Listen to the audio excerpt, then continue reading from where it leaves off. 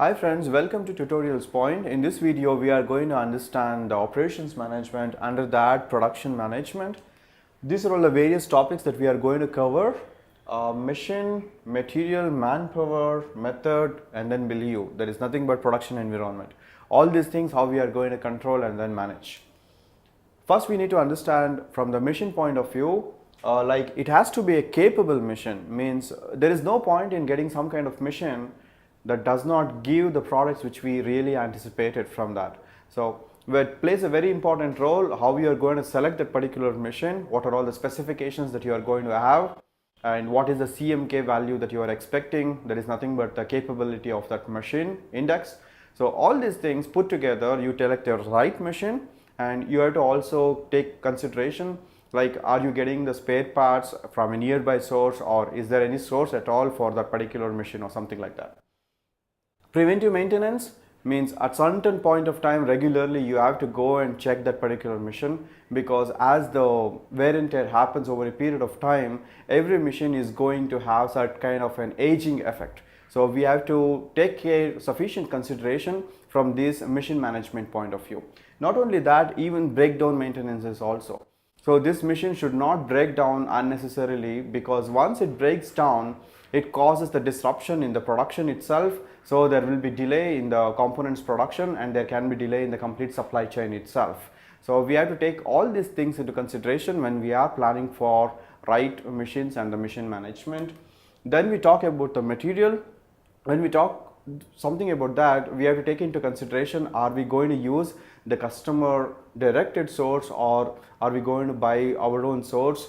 And not only the quality but quantity also plays a very important role. We need to give the right quantity at the right time for the right pricing with the right quality levels. So then only our customers are going to be satisfied and be happy, and they are going to give more business for us for the next of the life.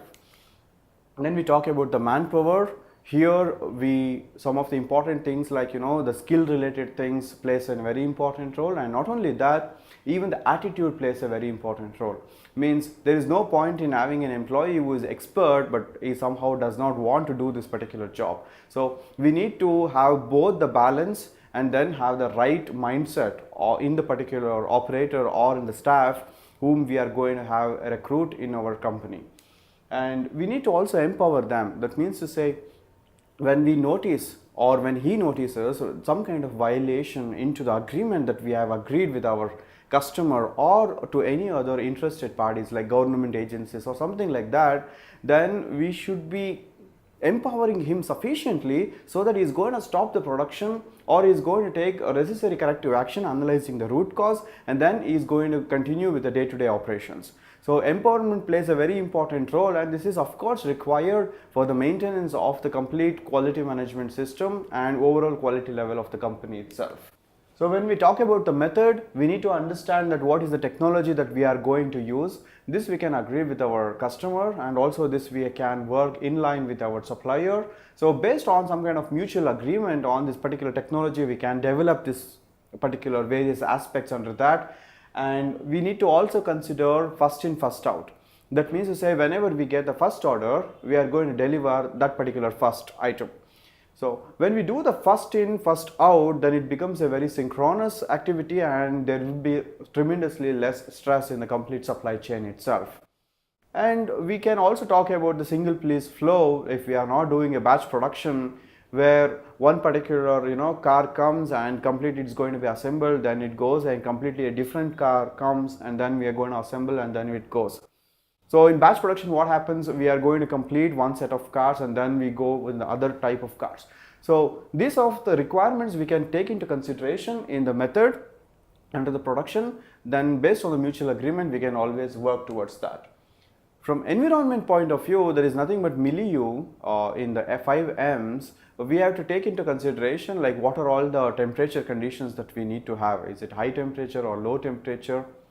Or what is the relative humidity that we are going to have? Is it high or is it low? Is it something 60% or somewhere at the range of 20 to 30%? Depends on the application and the product category that we are going to have.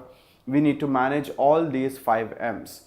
So to conclude, we understood how 5M's needs to be controlled. That means to say the man, machine, method, and then material, and not only that, even with milieu, that means to say the production environment.